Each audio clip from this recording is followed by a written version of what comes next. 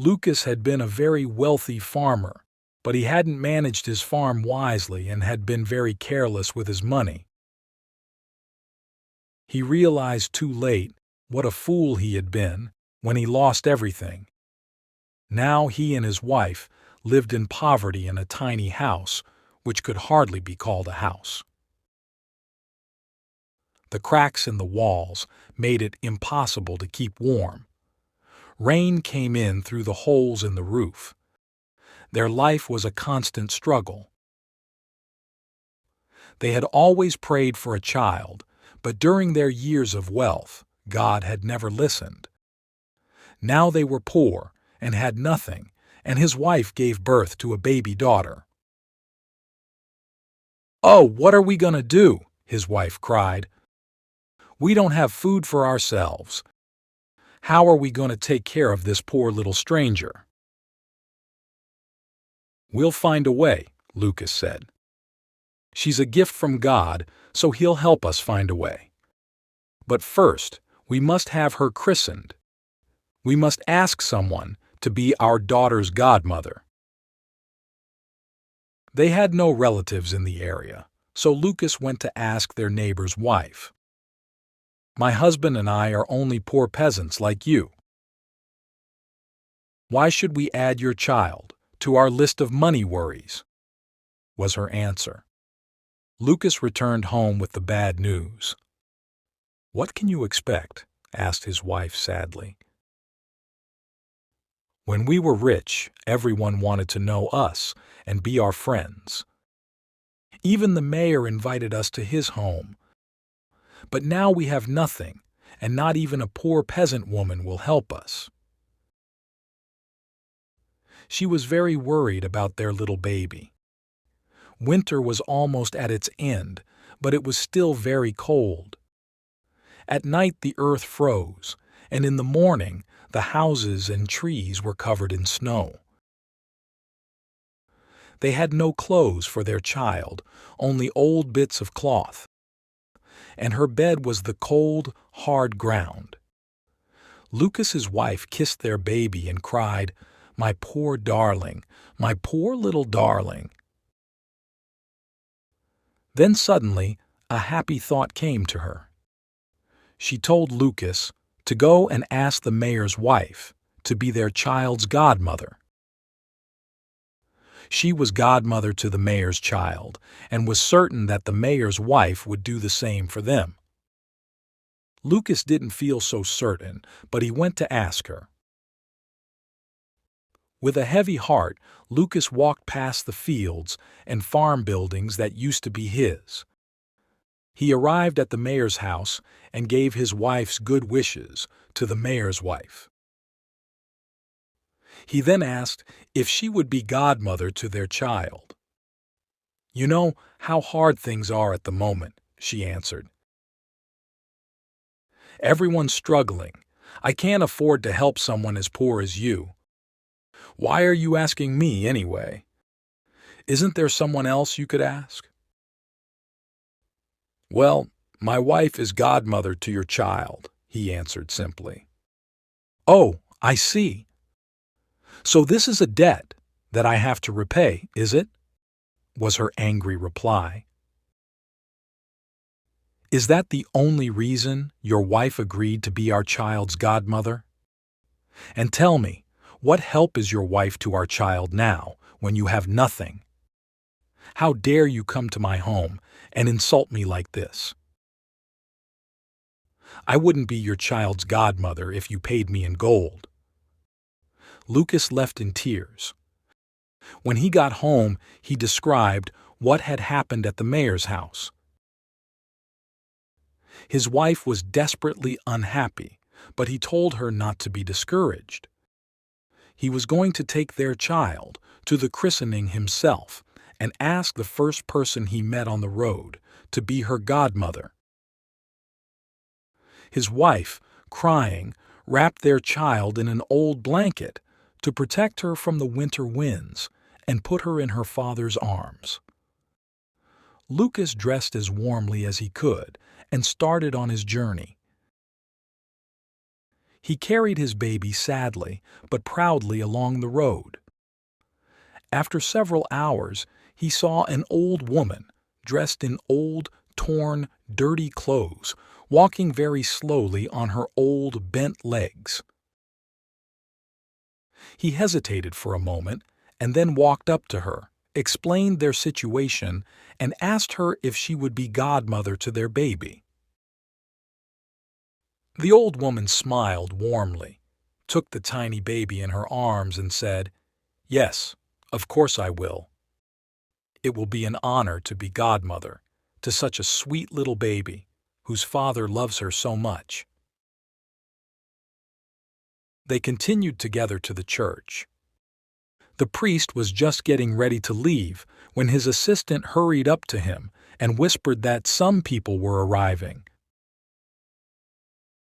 "Oh no," said the priest, who wanted to get home for his supper. "Who is it, and what do they want at this late hour?" "It's only Lukas," answered his assistant. "You know, the one who lost everything. He's as poor as the poorest peasant now." As they approached the church, the godmother saw that the assistant was whispering something unkind to the priest. So, as they entered, she pulled from her old dress a golden ducat and pressed it into the priest's hand. The priest was amazed. He looked at the ducat, then at the old woman in her torn clothes. He then quickly whispered to his assistant to prepare for the baby's christening. The christening ceremony that followed was suitable for the wealthiest of merchants. The little girl received the name Marischka. After the christening, the priest walked with them to the door of the church. His assistant walked with them all the way to the gate, hoping for a nice reward. The old woman gave him a golden ducat, which he received gratefully. When Lukas and the old woman reached the place where they had first met, she handed the baby to him. She then reached into her pocket and pulled out another golden ducat, which she put inside the baby's blanket. She smiled at Lukas and said, "This is my gift to your child. This will provide enough money to bring her up well and give her everything she needs. This child will bring you and your wife great joy and comfort, and when she grows into a woman, she will have a long and happy marriage." The kind godmother then touched the ground, and suddenly a beautiful rose bush appeared, covered in sweet-smelling flowers. Lukas bent down to admire the lovely flowers and then turned to thank the old woman. But she was gone. He was amazed and confused. "Goodbye," he called. "Thank you, kind godmother." He stood there, holding little Marischka, looking all around him. He would probably have stood there for hours if Marischka hadn't started crying for her supper. So he began walking, and as he walked, he thought about all the wonderful things that had happened to him that day. At one point he stopped and felt in Marischka's blanket to make sure that the ducat was still there, that he hadn't dreamed it. He took it out, and suddenly it became 10 ducats and fell out of his hand all over the ground. Again, he stood there, not speaking, full of amazement. He gathered the ducats up, laughing, put them in his pockets, and almost ran with Marischka back to his home. Lukas's wife had been waiting anxiously at home, hungry, thirsty, and cold. There was no food in the house, and no money. She was very surprised when Lukas ran in with a happy smile on his face and told her all about the kind godmother. When he finished, he told his wife to take the godmother's christening gift out of Marischka's blanket. The wife reached in, and pulled out the ducat. Suddenly there were 10, 20, 30 ducats. She cried out in happiness and surprise. The ducats flew out of her hands and rolled all over the floor. They both began to pick the ducats up, but wherever there was one, another 10 appeared. In the end, there was a beautiful golden pile shining in front of them. They fell onto the floor, laughing and crying at the same time. Then Lukas's wife was suddenly full of fear.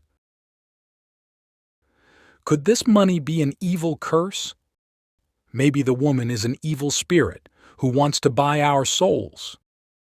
Lukas laughed. Don't be silly, he told her. What evil spirit would go into a church? But Lukas knew this godmother wasn't an ordinary woman. Maybe she was a good spirit, sent by God to help them. He warned his wife, however, that they must guard their secret. He told her to hide the money and not tell anyone the true story.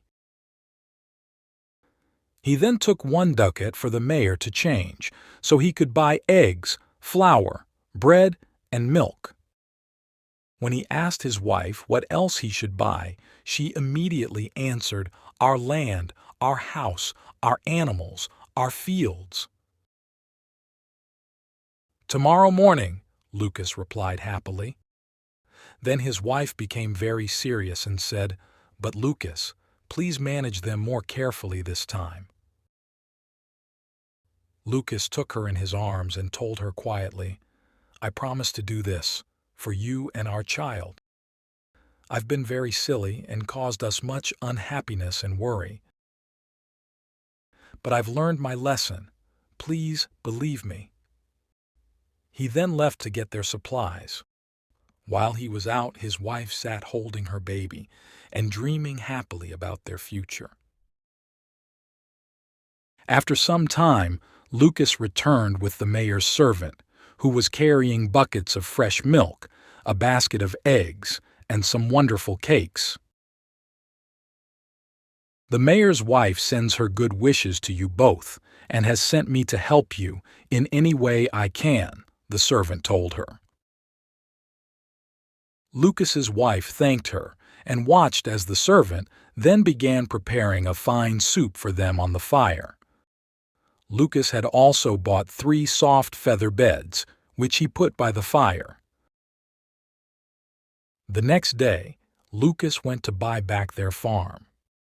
The mayor's wife was extremely curious to know how Lukas and his wife had become wealthy again since his visit to their house the day before.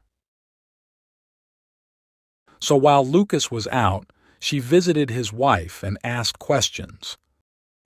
But Lukas's wife didn't give away their secret.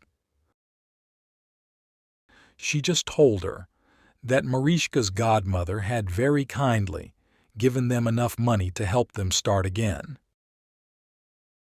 After the mayor's wife left, Lukas's wife sat by the fire, thinking about their kind godmother.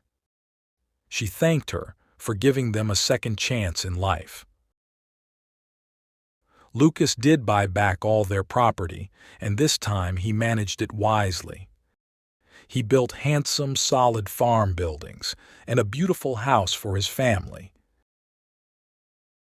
He bought the very best animals, and in the fall his fields were full of healthy golden wheat and corn. His farm became the best in the region. Lukas and his wife were loved and admired, as they were good neighbors, generous and helpful to any poor farmer who was having bad luck. Mariishka was a wonderful child. She gave Lukas and his wife great joy and comfort, as her godmother had said she would. When she became a woman, her beauty attracted a wealthy prince, who asked her to be his wife. She married him and lived a long and happy life. Lukas and his wife grew old in good health.